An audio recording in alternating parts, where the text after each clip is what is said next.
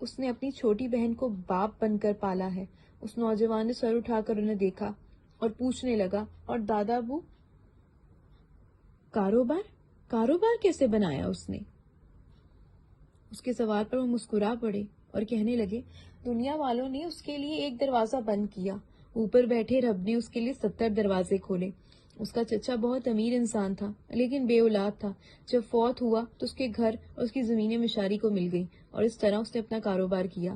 اس نوجوان نے اس آدمی کا قصہ سن کر ایک گہری سانس لی اور سوچنے لگا، مجھے اس انسان کی کہانی اپنے ولاگ پر شیئر کرنی چاہیے۔ میں اس انسان کو جاننا چاہتا ہوں، کیسا انسان ہے یہ؟ شیف مشاری قاضی صفان۔ اس نے ان سے پوچھا، دادا وہ مشاری نے شادی کی؟ انہوں نے نفی میں سر ہلایا، نہیں بیٹا، اس نے ابھی تک شادی نہیں کی۔ اب اس نے اس کے نام پر غور کیا اور پوچھا، دادا ابو یہ مشاری کا مطلب کیا ہے؟ وہ بتانے لگے، ایک بار اس سے تیرے چچا نے پوچھا تھا کہ اس نام کا مطلب کیا ہے، تو اس نے بتایا تھا اس نام کے 2 مطلب ہیں، ایک امیر انسان جو کہ وہ ہے، صرف مالی اعتبار سے نہیں بلکہ دل سے بھی۔ اس نے پوچھا، اور دوسرا مطلب انہوں نے اس کی طرف دیکھا، دوسرا مطلب یہ ہے کہ شہد کی مکھیوں کا جو محال ہوتا ہے اس کے ایک ٹکڑے کو مشار کہتے ہیں، اس سے مشاری لفظ بھی نکلتا ہے۔ اور نوجوان سوچنے لگا، مشاری یعنی شہد یعنی شفا۔ اس کے لبوں پر مسکراہٹ در آئی، یعنی ہیلر۔ ایک لڑکی فرش پر جھاڑو دے رہی تھی۔ حدیل نے مجھے آج کی ڈیڈ لائن دی ہے۔ اس کے سامنے ایک آدمی کھڑا تھا۔ وہ اس سے کہنے لگا، وہ خواہ مشاری پر شک کر رہی ہے۔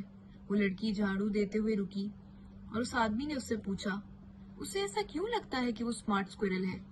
وہ لڑکی اٹھ کھڑی ہوئی، اس نے ایک گہری سانس لی اور اسے بتایا، کیونکہ ڈیٹیکٹیوز یا جاسوس گلہریوں سے پہچانے جاتے ہیں۔ تم کہہ سکتے ہو وہ گلہریوں کو اپنے لیے بطور ٹائٹل استعمال کرتے ہیں۔ اس لڑکی کو اچانک یاد آیا، اور ہاں، کیا تم نے سیکرٹ اسکوئرل پیروڈیز دیکھی ہیں؟ اس میں جیمز بانڈ، وہ آدمی بیزاری سے بولا، واٹ نان سینس! وہ لڑکی خاموش ہو گئی۔ وہ آدمی اس سے کہنے لگا، مشاری اب صرف ایک شیف نہیں، ایک بزنس مین ہے، اس کی ایک پہچان ہے۔ وہ لڑکی فوراً سے کہنے لگی، میں نے کہیں پڑھا تھا ایک ڈیٹیکٹیو کبھی ڈیٹیکٹیو کی طرح نظر نہیں آنا چاہتا، لیکن مشارے کا کیس کچھ مختلف ہے۔ وہ کچھ سوچ رہی تھی۔ وہ پیسوں کے لیے کام نہیں کرتا، اور اگر اسے پیسوں کی آفر کی جائے تو وہ برا مان جاتا ہے۔ وہ بہت موڈی ہے۔ وہ اسی کے لیے کام کرتا ہے جس کے لیے وہ کام کرنا چاہتا ہے۔ ایک وقت تھا جب اس کے باقاعدہ سروس پیکیجز ہوا کرتے تھے، اور اس کے آن فیلڈ پیکیج کی سب سے کمال بات، وہ سرکاری تفتیش کے دوران ہی اپنی تفتیش کیا کرتا تھا۔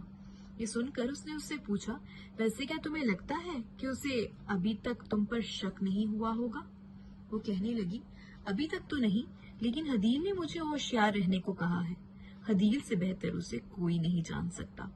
وہ آدمی تعصب سے بولا، بیچارہ مشاری۔ اب اسے ہنسی آئی۔ مجھے لگتا ہے حدیل کو اگر پتا ہوتا کہ ایک دن وہ اتنا امیر ہو جائے گا تو وہ اسے کبھی نہیں چھوڑتی۔ وہ لڑکی خفگی سے بولی، بکواس بند کرو۔ تہانی اپنی دوست یمامہ کے بھائی کے ساتھ بیٹھی ہوئی تھی۔ وہ جب سے کینیڈا آئی تھی تب سے اس کی وہ دوست اس کے ساتھ تھی۔ یمامہ کو مغربی دنیا میں آئے کچھ زیادہ وقت نہیں ہوا تھا۔ جب اپنے چھوٹے بھائی کے ساتھ کینیڈا آئی تو شروع میں اسے بہت ساری مشکلات کا سامنا کرنا پڑا، لیکن پھر وہ تہانی سے ملی اور پھر اس سے کینیڈا راس آ گیا۔ یمامہ کا بھائی نفسیات کا طالب علم تھا، اس لیے وہ اکثر تہانی سے اپنے نصابی موضوعات پر بات کیا کرتا تھا۔ میں بائی اسٹینڈر افیکٹ یعنی جینوویز سنڈروم پر مطالعہ کر رہا ہوں۔ بائی اسٹینڈر افیکٹ میں ہم یہ دیکھتے ہیں کہ کسی بھی ایمرجنسی کی صورتحال میں لوگ تماشائی بن کر تماشا کیوں دیکھتے ہیں، اور ایسا تبھی کیوں ہوتا ہے جب تماشائیوں کی تعداد زیادہ ہوتی ہے۔ اس سنڈروم پر بہت سارے نفسیات کے حوالے سے سماجی تجربے کیے گئے ہیں۔ اسے جینوویزی سنڈروم اس لیے کہا جاتا ہے کیونکہ اس پر کام ایک مرڈر کیس کے بعد شروع ہوا تھا، اور اس کیس میں مقتولہ کا نام کیٹی جینوویزی تھا۔ یہ کیس سائیکالوجی کے نصاب میں بہت اہم ہے۔ یہ مرڈر 1954 میں ہوا تھا، لیکن یہ اب تک امریکہ میں نفسیات کی نصابی کتابوں کا اہم حصہ ہے۔ وہ ٹیبلٹ پر اسے دکھا رہا تھا۔ اس کیس میں سب سے پہلے وکٹم کا اس کی اپارٹمنٹ کی بلڈنگ کے سامنے ریپ کیا گیا۔ پھر اسے زدوکوب کیا گیا۔ جب یہ جرم ہو رہا تھا تب اس کے ارد گرد بہت لوگ تھے، لیکن ان میں سے کسی نے بھی پولیس کو فون نہیں کیا۔ اس وقت امریکہ میں 911 کی سہولت بھی نہیں ہوا کرتی تھی۔ اس کیس کے بعد 911 سروس پر کام ہونا شروع ہوا تھا۔ یماما کا بھائی کہنے لگا، ویسے میں نے حال ہی میں ایک کینیڈین پاکستانی انفلوئنسر کا ایک ولاگ دیکھا ہے جسے میں اس نے ایک پاکستانی بزنس مین کی کہانی سنائی ہے۔ اس کا کیس بھی کچھ ایسا ہی ہے، اور اس کیس میں جب جرم ہو رہا تھا تب سے وہ بزنس مین وکٹم کو بچانے کی کوشش کرتا ہے۔ تمہارا اس بارے میں کیا خیال ہے کہ جب جرم ہوتا ہے تو لوگ تماشا کیوں دیکھتے ہیں؟ وہ کہنے لگی، میرا اسپیشلائزیشن ایریا سماجی نفسیات تو نہیں، لیکن اتنا ضرور کہہ سکتی ہوں کہ جب ایک تماشائی وکٹم کی مدد کرتا ہے یا اسے ایسا لگتا ہے کہ اسے وکٹم کی مدد کرنی چاہیے تو اس کے دماغ میں ایک ذہنی عمل چل رہا ہوتا ہے۔ وہ وکٹم کی مدد ڈگری آف رسپانسبلٹی کے تحت کرتا ہے، اور اس کا انحصار 3 چیزوں پر ہوتا ہے۔ نمبر 1، کیا وکٹم اس مدد کے مستحق ہے، اور اس کا انحصار وکٹم کے پیشے، اس کے لائف سٹائل اور اس کے کردار پر ہوتا ہے۔ جیسے کیٹی جنوویزی ایک بار ٹینڈر تھی اور اس کا کیس ایک ریپ کیس تھا۔ نمبر 2، تماشائی کی قابلیت اور اس کی طاقت۔ نمبر 3، اس کا وکٹم سے رشتہ، یعنی کیا وہ وکٹم کا کوئی دوست ہے، اس کا کوئی رشتہ دار ہے۔ اس نے کہا ہاں، اس کیس میں وکٹم وکیل تھی اور تماشائی یعنی ان کا بیٹا اس وقت صرف 21 سال کا تھا، جو کہ اب ایک بزنس مین ہے۔